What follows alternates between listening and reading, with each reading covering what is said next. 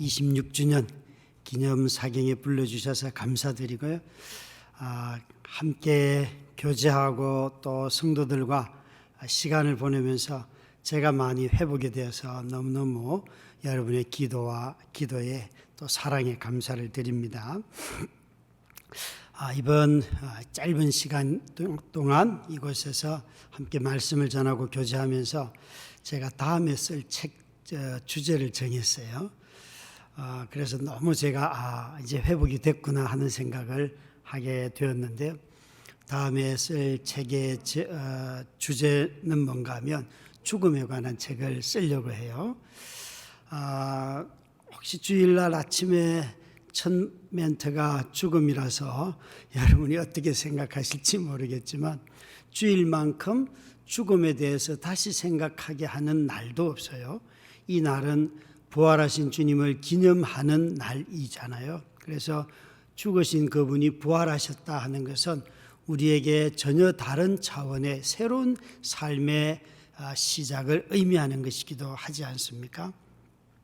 제가 다음 책에 죽음을 주제로 쓰겠다고 생각을 하게 된 것은 이번 안식월을 맞아서 여러분 교회에서 이렇게 시작된 설교 사역을 4월 14일까지 뉴욕에서 끝마치고 저는 돌아가게 됩니다.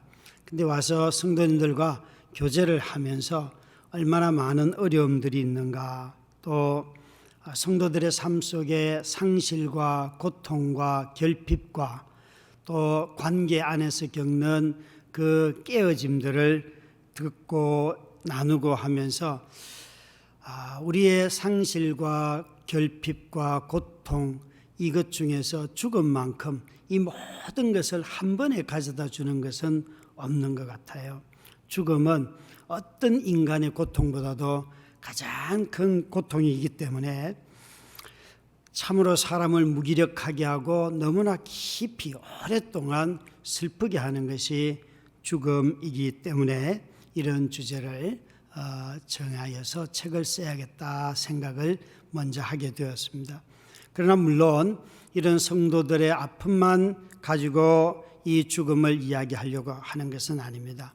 죽음이라고 하는 것은 나의 세대는 끝나고 다음 세대가 이어진다는 뜻이기도 합니다. 죽지 않고는 세대와 세대가 이어지지 않습니다. 이 성경으로 말한다면 창세기는 이렇게 긴 37장부터 요셉의 이야기를 하지만 실상은 전부 다 야곱의 이야기 안에 있는 요셉입니다. 그래서 이 48장, 49장 이제 넘어가면서 야곱의 삶에서 요셉의 시대로 넘어가는 거죠.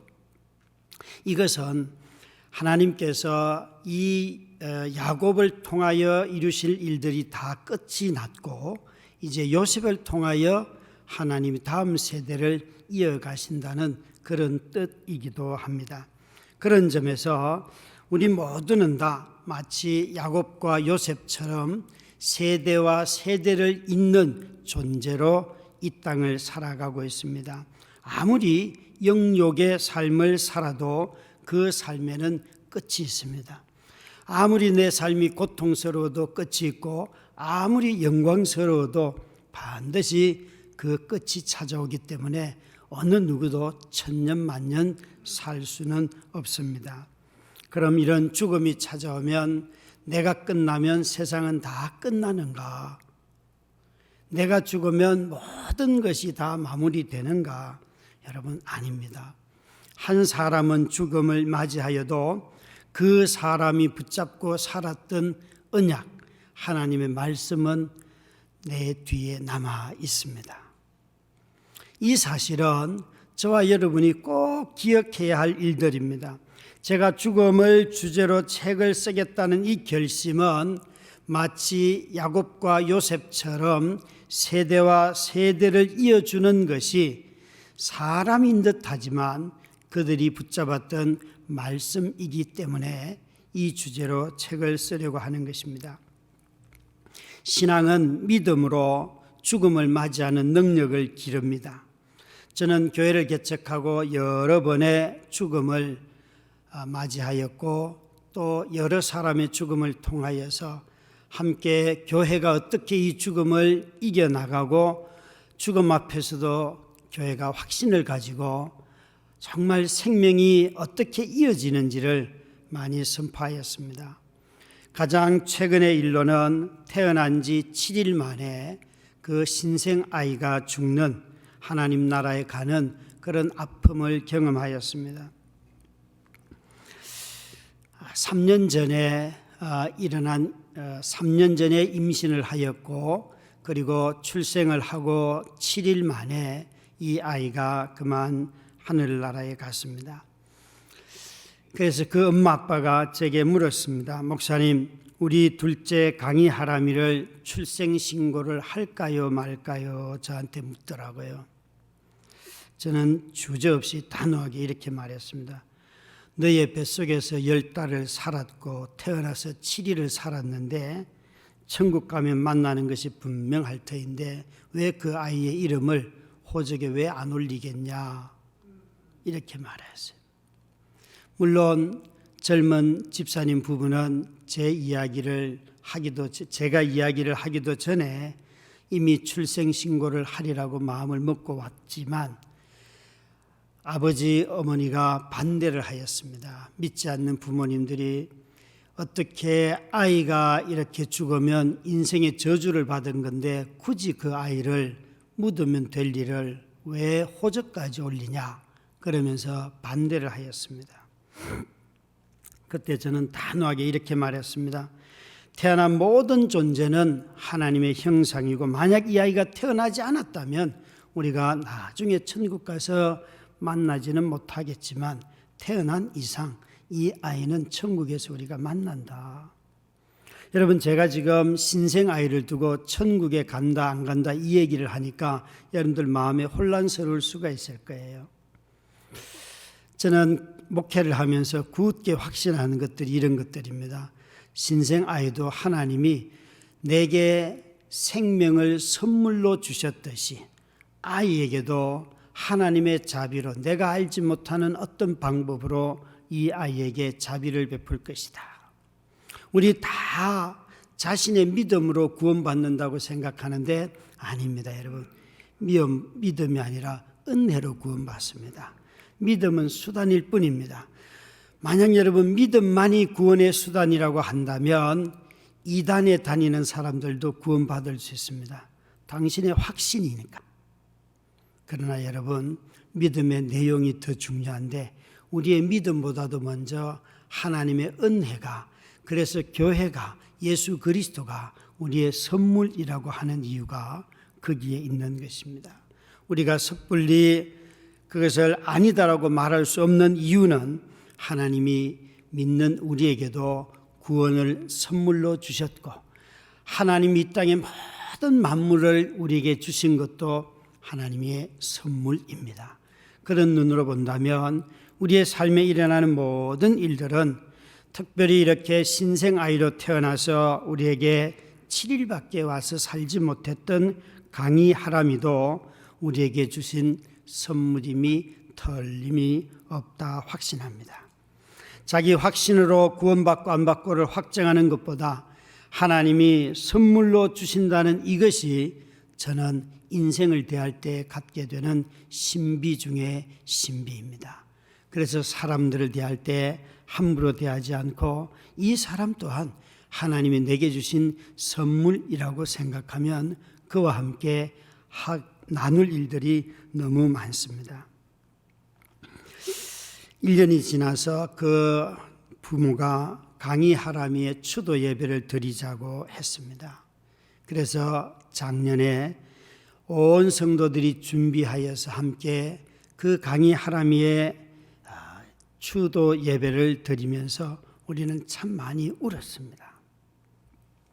강희 하람이의 외할아버지가 오셨습니다. 이분은 다른 교회에서 오랫동안 안수 집사님으로 섬기고 계시는 정말 신실한 분이신데 그 외할아버지, 외할머니 외갓집의 식구들이 왔습니다. 그리고는 저희 교회가 이런 신생 아이의 죽음조차도 어떻게 대하는지를 보시고 1년이 지난 뒤에 올 1월 달에 저희 교회로 오셨습니다. 오셔서 가만히 여러 주를 예배 드리시더니만 제가 출국하기 전에 목사님, 저는 이 교회에 등록하려고 합니다. 받아주십시오. 그러세요. 그래서 아니, 아내 되는 권사님은 저희 교회 오지도 않는데 왜 부부가 둘이 이렇게 각각 다른 교회를 섬기려고 하세요? 그냥 원래 오랫동안 섬겼던 교회로 그냥 가셔도 됩니다. 그랬더니만 아니에요. 당신이 그렇게 오랜 시간을 수십 년을 그 교회를 다녔지만 외손자를 잃은 자신에게 외손자를 잃은 것에 대해서 누구도 아무도 말해주지 않고 오히려 쉬쉬하며 마치 당신의 인생은 저주받은 인생이에요 라고 말하듯이 부끄러워하고 두려워하고 주저하는 그런 성도들의 태도를 보면서 자신은 할아버지로서 너무 고민이 된다는, 자기 딸이 10달 동안 임신하여서 고생하고 출산할 때 저렇게 울고 통곡하며 출산했는데 7일 동안 살려달라고 그렇게 하나님 앞에 울면서 매달렸는 그 외손자를 보았는데도 불구하고 사람 취급을 하지 않는 것 같아요 라는 말을 하시면서 그래서 교회를 옮기려고 합니다 말씀을 하시더라고요. 여러분, 신앙은 믿음으로 죽음을 맞이하는 능력을 기른다고 말씀드렸습니다. 이 상실의 슬픔을 같이 아파하고 다시 만날 소망 위에 서서 미래를 바라보며 인생이 결코 우리 중심이 아니라 하나님 중심이라는 것을 죽음만큼 잘 보여주는 것도 없습니다. 내 인생은 끝을 온 가족들과 사랑으로 끝맺게 되는 것도 죽음 앞에서는 원수 같았던 자식들도 화해하고 또 부모와 자식 사이에도 화해가 일어나고 친구들 사이에도 화해가 일어나는 것이 죽음이지 않습니까? 저는 임종을 앞둔 유가족들에게 늘 확신케 하는 것이 있습니다. 오랜 투병을 하지 않아도 병원에 가서 이렇게 환자를 신방하다 보면 죽을 때가 어느 정도 됐다 이런 감이 있잖아요. 왜? 얼굴이 노랗게 뜨고 폐가 붓고 그러면 물론 섣불리 그런 말씀을 하는 것은 아닙니다. 가서 서너 시간씩 그 병실에 앉아서 이런저런 이야기를 다 나누고 난 뒤에 집사님, 권사님 죽는 거 아시죠? 이렇게 제가 묻습니다. 그러면 예, 압니다. 예, 압니다. 그래요. 예, 그러면 정말 멋있게 죽으셔야 합니다. 제가 제일 안쓰러운 죽음이 뭔가 하면 장례를 치르러 갔을 때 그 남은 유가족들이 영감 한마디만 해야지, 한마디만 해봐 라는 말을 들을 때 너무너무 아프고 괴롭습니다. 그러니까 지금 말씀하실 수 있을 때 모든 자녀들에게 또 남아있는 다른 가족들에게 한마디를 다 하세요. 한마디도 하고 두마디도 하고 그 생각이 안 나거들랑 사진을 가져와서 펴놓고 이 사진은 언제 찍었고 이때 무슨 일이 일어났고 그 삶의 추억들을 다 가족들에게 얘기해 주세요. 장례 치르러 와서 장례를 집례하면서 그 남은 가족들이 우리 엄마가 아빠가 나한테 한마디도 못했다고 그런 하소연을 들으면서 장례 치르고 싶지 않습니다. 정말 마지막으로 가족들에게 사랑을 전해주고 가세요 라고 말씀을 드리면 10가정 중에 거의 대부분이 다 순종합니다. 그러나 어떤 경우에 목사님 아직도 소명과 사명이 있어서 우리 남편은 죽지 않습니다 라고 말하던 그런 권사님들도 들어 만납니다. 그러면 저는 눈 똑바로 뜨고 쓸데없는 소리 하지 마세요. 소명과 사명이 있어도 다 죽습니다. 그것 있다고 안 죽는 게 아닙니다. 다 죽습니다. 그렇게 어느 권사님은 저한테 제가 마지막 그 권면을 자기 남편에게 할 때에 마음이 삐져가지고, 아니 목사가 와서 산다고 얘기해 줘야지 왜 죽는다고 얘기하냐고 그러면서 대놓고 싫어하시더라고요. 그런데 당신의 남편이 정말 호흡이 어려워지는 것을 보면서 제 말을 이해하고, 영감 나한테 할 말 없어 라고 마지막 이야기를 들었다는 거예요. 그러면서 장례식장에 집례하러 갔더니만 얼마나 고마워하는지요. 여러분, 죽음은 인생이 내 중심이 아니고, 교회가 내 중심이 아니고, 이 사회가 내 중심이 아니고, 한 국가도 내 중심이 아니고 정말 하나님 중심이라는 것을 잘 깨닫게 하는 것이 죽음입니다. 그래서 이 야곱은 죽음 앞에서 자녀들에게 하나님이 그들에게 하신 언약을 일깨우고 있습니다. 48장에서는 그들에게 하나님이 나를 어떻게 구원했는가, 내가 죽음을 맞이하면서 하나님이 내 삶 속에 어떤 일을 행하셨는가, 48장 성경이 펴져 있으니까 15절부터 16절 말씀을 한번 성경을 펴보시기 바랍니다. 창세기 48장 15절부터 16절 말씀입니다. 함께 찾아서 15절부터 16절 말씀, 창세기 48장 15절부터 16절입니다. 함께 읽도록 하겠습니다. 시작. 그가 요셉을 위하여 축복하여 이르되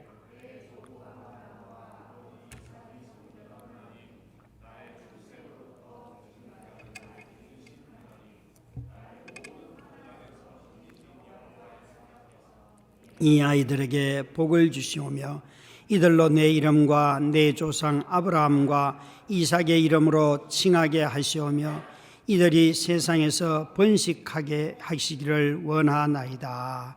아멘. 야곱은 죽음을 맞이하면서 자신의 하나님을 기억하는데 여기에 세 개의 동사를 쓰고 있습니다.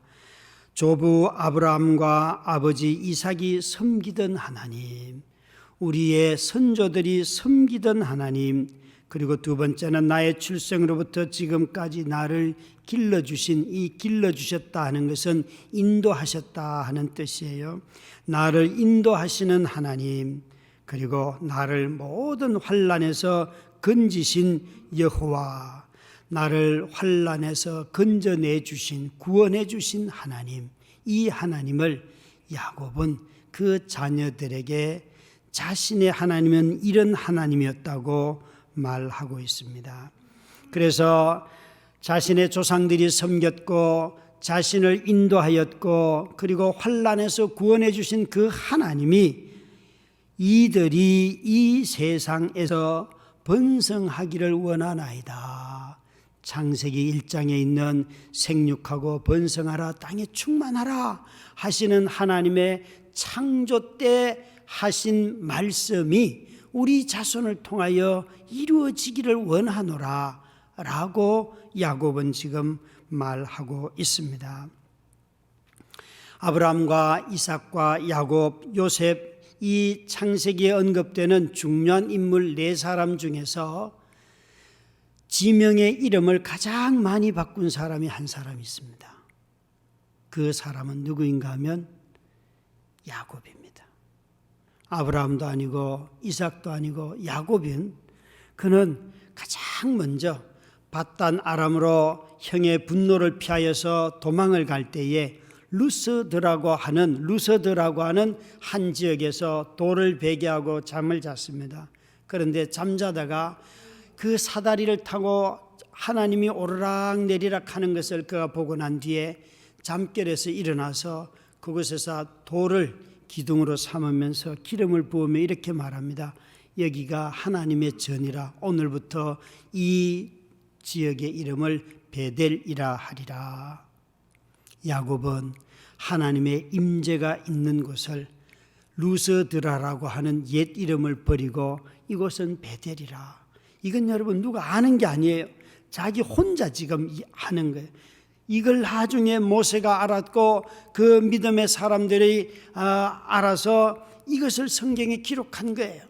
뿐만 아니라 그는 이제 20년의 바단 아람에서의 생활을 마치고 야복 강변에 와서 밤새도록 하나님을 붙들고 씨름을 합니다.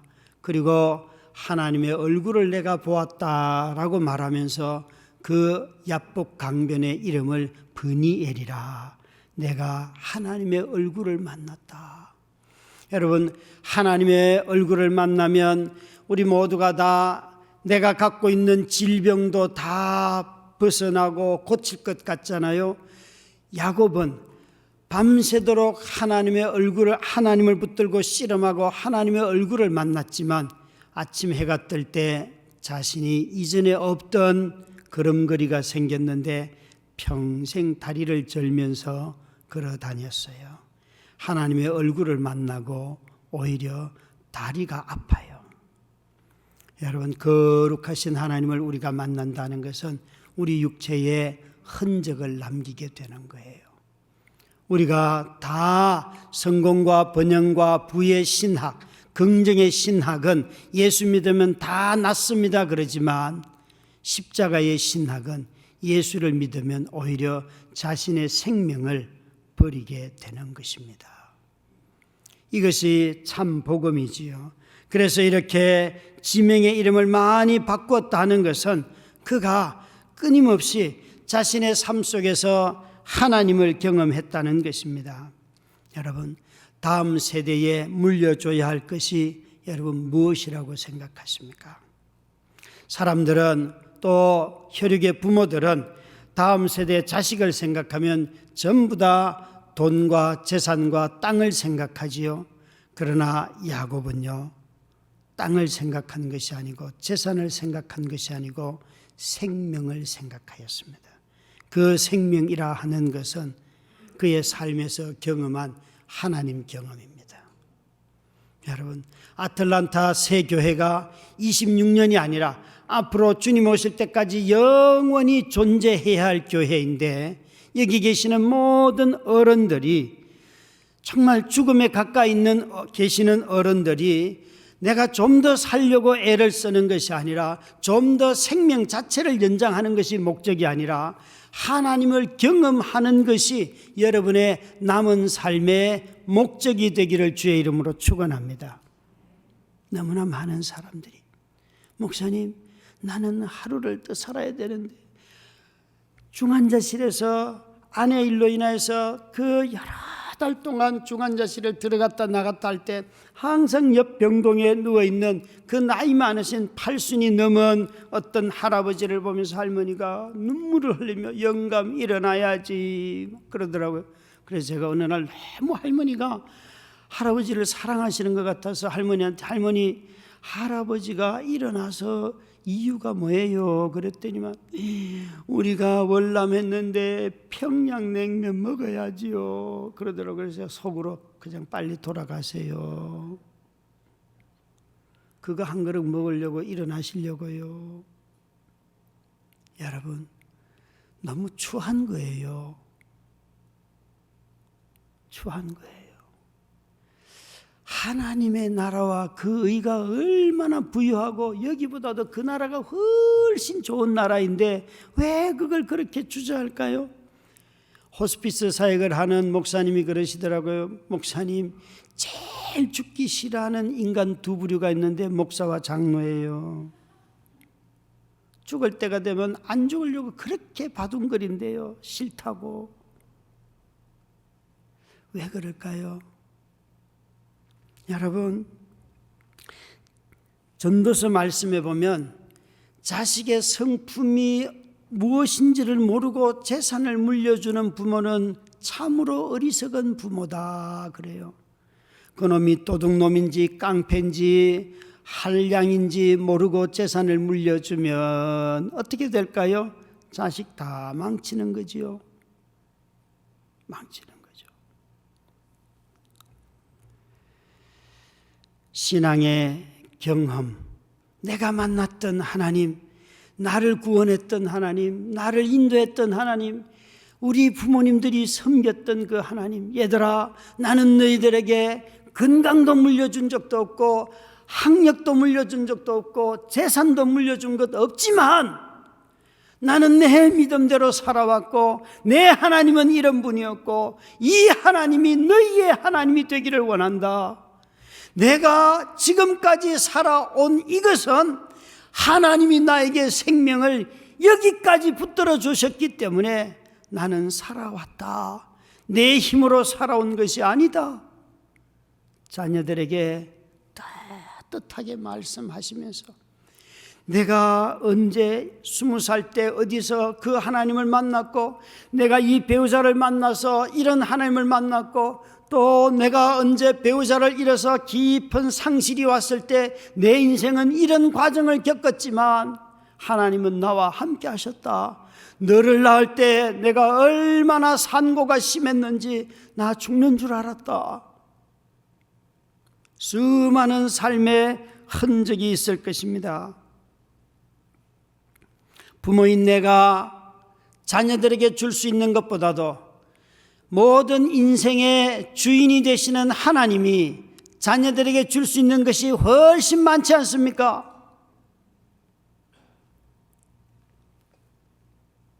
어느 날 아이가 제가 아는 어떤 분이 일하는 곳에 면접을 보러 간다는 거예요. 그것은 제가 너무 잘 아는 분이 그게 사장님이에요.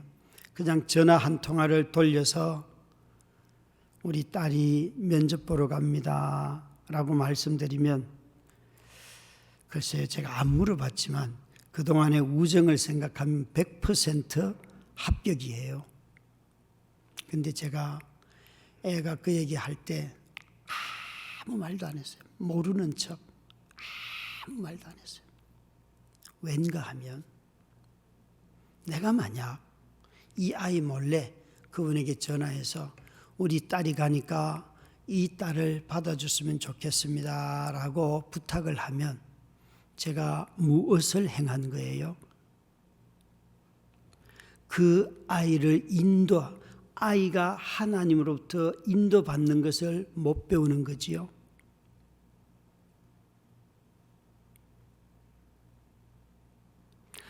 하나님이 그 아이를 인도하는 것을 가르쳐 줄 수 있는 기회를 내가 빼앗는 거지요.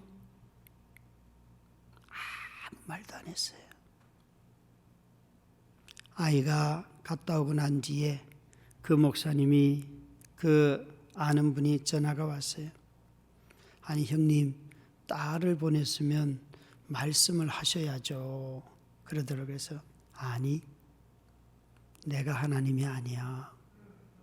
나중에 당신과 내가 안다는 것을 우리 딸이 알면 자기가 하나님의 인도를 받았다고 확신하는 것이 깨지고 우리 아빠가 아빠 덕에 라고 말하면 그 아이의 인생을 제가 망치는 거지요. 망치는 거죠. 아이의 신앙은 자라지 않고 우리 아빠 백으로 자식에게 못된 버릇을 가르쳤다는 거 아닙니까? 그렇게 하면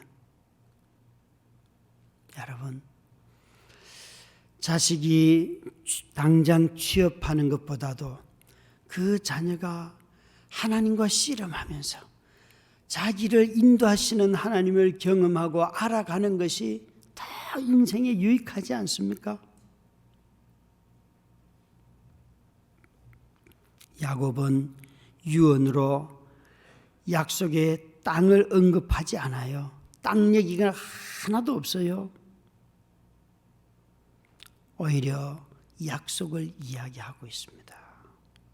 그래서 오늘 읽었던 창세기 49장 22절부터 26절 말씀에 여러분 교회의 2023년도 주제가 되는 담장을 넘어가는 무성한 가지가 바로 이 요셉을 향한 축복이잖아요.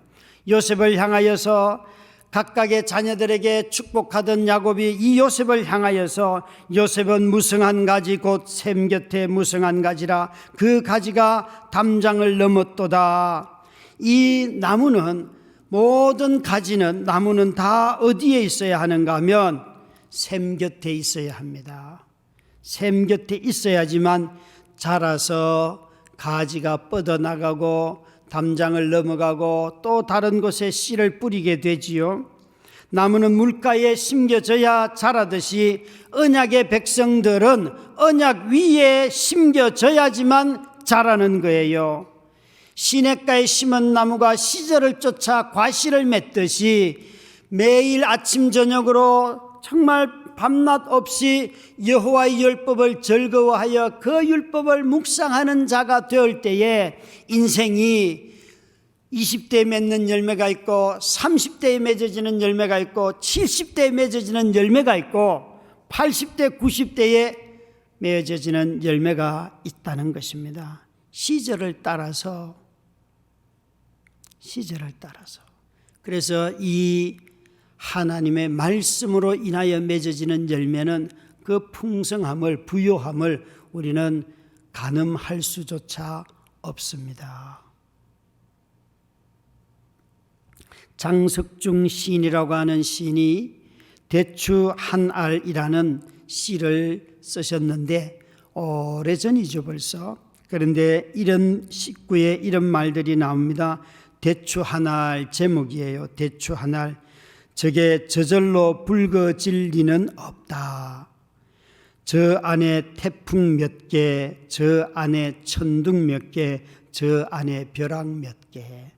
여러분 그 작은 대추 하나를 보면서도 그 대추가 열매 맺기까지 1년 동안에 천둥이 얼마나 많이 쳤으며 번개는 또 얼마나 쳤으며 벼락은 태풍은 얼마나 지나갔는가. 여러분 이 작은 한 알의 씨가 열매 맺기까지도 이런 엄청난 환난과 고통과 또 어두운 밤의 시기가 다 지나가는데 요셉의 삶을 보면 요셉을 향하여서 야곱이 축복하는 것이 23절 24절을 보면 활 쏘는 자가 그를 학대하며 적개심을 가지고 그를 쏘았으나 요셉의 활은 도리어 굳세며 그의 팔은 힘이 있으니 이는 야곱의 전능자 이스라엘의 반석인 목자의 손을 힘입음이라. 인생에 폭풍이 치고 바람이 부르고 태풍이 들고 번개가 치고 죽음이 찾아와도 인생은 끄떡없더라. 왜? 하나님께서 그 손에 목자가 되어주셨기 때문에, 이스라엘의 반석이 되어주셨기 때문에, 야곱의 전능자가 되어주셨기 때문에 그 인생이 끄떡없었다. 자기 자식 요셉의 삶을 보면서 네가 팔려갔어도 총리가 되었고 네가 죄수가 되어서 감옥에 갇혔어도 하나님이 너를 불러내 주셨고, 큰딸이 어느 어버이날 제게 큰 땡큐 카드를 가지고 왔어요. 그러면서 그 땡큐 카드에 아주 잔글씨로 평생 잊을 수 없는, 또 평생 버릴 수 없는 선물을 제게 주었어요. 이렇게 그 땡큐 카드가 시작을 합니다. 아빠, 우리는 이것보다 더한 일을 만나도 우리 가족은 웃으며 살자. 호호 하하하. 제가 이 한 문장을 읽고요. 이거보다 더한 일을 만나? 야, 그러면 안 되지. 여러분, 엄마가 쓰러져서 이 큰딸이 9살 때 쓰러졌는데요. 9살, 5살, 1살인데 이었는데 이거보다 더 큰 일을 만나면 이제 제가 죽거나 아니면 니네들 중에 한 사람이 죽거나 뭐 이런 거밖에는 저는 생각이 안 납니다. 더 큰 일은. 야, 그러면 안 되지, 속으로. 그러면 안 돼. 그런데 이렇게 적혀 있어요. 우리 가족은 무인도에 가서도 호호 하하 웃으면서 살 가족이야. 그래서 제가 이건 다 버렸어요. 얘야, 나는 너하고 지금까지 산 것만 해도 감사하니까 무인도에는 네 남편하고 가라. 난 너하고 안 간다. 여러분, 이 아이가 이것보다 더 큰 일을 만나도라는 말을 했는데, 상담을 하시는 분들 아시잖아요. 상처가 극복이 안 된 사람들은 이렇게 말해요. 절대 이런 일은 일어나면 안 돼. 다시는 안 돼. 혹시 여러분 중에 재혼하고 또 3번 결혼한 사람들도 있을 수 있어요. 네. 그런 분들 중에 여전히 상처로 있는 사람들은 재혼할 때 너 나 배신할 거야 안 할 거야? 그 묻습니다. 인간은 다 배신하는 존재예요. 한 놈한테 당해봤으면 2번째 당한들 뭐 문제가 있겠어요. 내가 잘못한 게 아닌데. 그거 일어날 수 있는 일들이잖아요. 아프지만. 그런데 아이가 이렇게 말을 해요. 그래서 제가 알았어요. 아, 이 녀석은 이 고통을 극복했구나. 자신의 삶을 똑같은 일보다 더한 것이 일어날 수 있다고 개방하는 것은 비록 아픔이 있는 것은 알지만 그것을 어느 정도 극복할 때 나타나는 반응이지 않습니까? 여러분, 이 야곱은 자기 아들 요셉을 보면서 너의 인생에 폭풍이 들어쳤어도 하나님이 너를 붙들어 주셨다. 그러니 앞으로 너의 인생은 끄떡없다. 하나님이 여전히 너의 목자가 되시고 전능자이시기 때문이다 라고 말씀하고 있습니다. 그래서 이 요셉에게 이렇게 말하지요. 그 24절, 25절, 26절에 보시면 이 두 구절 안에 무려 복이라는 단어가 8번 나옵니다. 8번. 내 아버지의 하나님께로 말미암아 그가 너를 도우실 것이요 전능자로 말미암나니 그가 내게 복을 주실 것이라.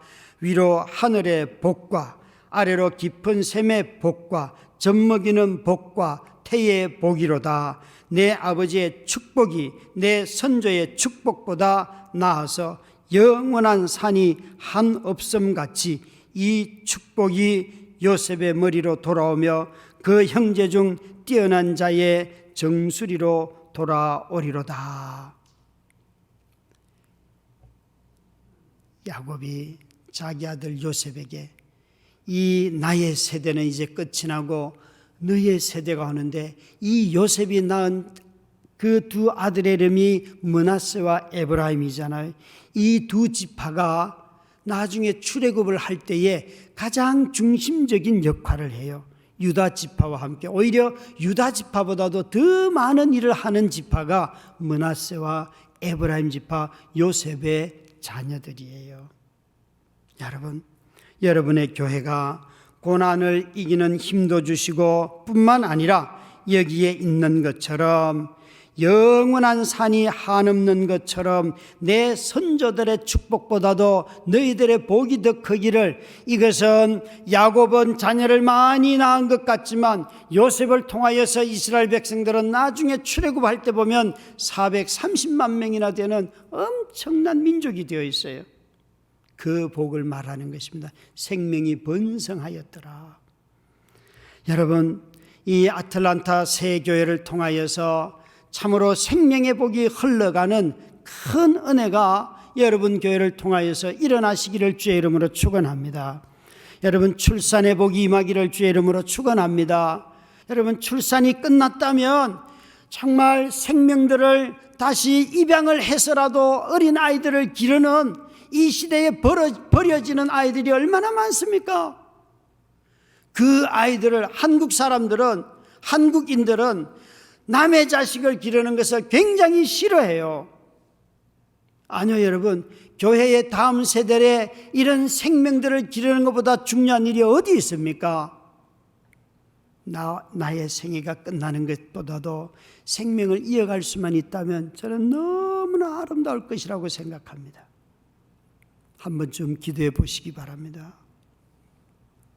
뿐만 아니라 여러분의 복음을 증가하는 그 고백을 통하여 증인의 삶을 통하여서 많은 사람들이 거듭나는 복을 누리시기 바랍니다. 우리를 나의 세대에서 영원으로 이어주는 것은 다른 사람입니다. 언약의 말씀 안에 있는 형제 자매들 성도들이 영원한 세대가 되는 것입니다.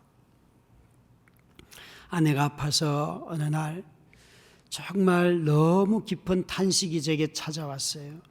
하나님이 이 여자를 좀 데려가 주시고 저는 제 인생을 좀 다른 인생 좀 살게 해주세요. 그렇게 하소연을 하는데 하나님이 주저없이 저한테 이러는 거예요. 병년아, 너 나만 사랑해. 그래요. 그래서 제가 아니 사랑하고 있잖아. 뭘 더 사랑해? 뭘 더 사랑해? 그랬더니만 주저없이 하나님이 로마서 8장 28절 우리가 알거니와 하나님을 사랑하는 자 곧 그 뜻대로 부르심을 입은 자들에게는 모든 것이 합력하여 선을 이루느니라. 저한테 무슨 말씀하시는 거예요? 하나님이 병년아 너의 미래는 알 필요 없어. 너는 지금 이 일이 힘들고 이게 어떻게 될까 결말이 어떻게 될까 그런 데 관심 있는지 몰라도 네가 지금 해야 할 일은 이 방금 외웠던 로마서 8장 28절의 구절 중에서 가장 중요한 동사는 하나님을 사랑하는 자. 이게 분사 형태예요. 가장 중요한 거예요. 앞일을 예견할 수도 없고 모르지만 지금 네가 할 수 있는 일이 있어. 그것은 하나님을 사랑하는 일이야. 여러분 자녀들에게 네 꿈이 뭐니? 물을 필요도 없어요. 아이들에게 너 하나님 사랑하니? 라고 물으면 하나님을 사랑하는 아이의 마음속에 있는 성령님께서 인도자가 되시고 성령님께서 꿈이 어떻게 가야 될지 알려주시고 성령님께서 낙심한 아이를 일으켜 세워서 그 아이로 뛰게 하시고 성령님께서 너는 결코 버림받을 수 없다는 것을 확정케 하셔요. 그래서 하나님을 사랑하는 것, 이것이 가장 중요해요. 여기 계시는 모든 앞선 세대들이 다음 세대에게 보여줘야 할 것이 무엇인가? 왜 너희들은 나한테 인사하냐? 나를 대접해야지. 그건 여러분 세상에서 하는 이야기고 교회 와서는 내가 이 나이가 되었어도 나는 여전히 하나님을 사랑해요. 내일 내가 이 자리에 나가다가 쓰러져서 죽는 한이 있어도 나는 하나님 사랑하고 그것이 가장 복된 나의 자리예요. 라고 말씀하시면서 이 다음 세대 아이들에게 또 청년들에게 후세대에게 하나님 사랑하는 것을 가르치는 보여주는 믿음의 선배들이 되시기를, 믿음의 야곱이 되시기를 주의 이름으로 축원합니다. 기도하겠습니다.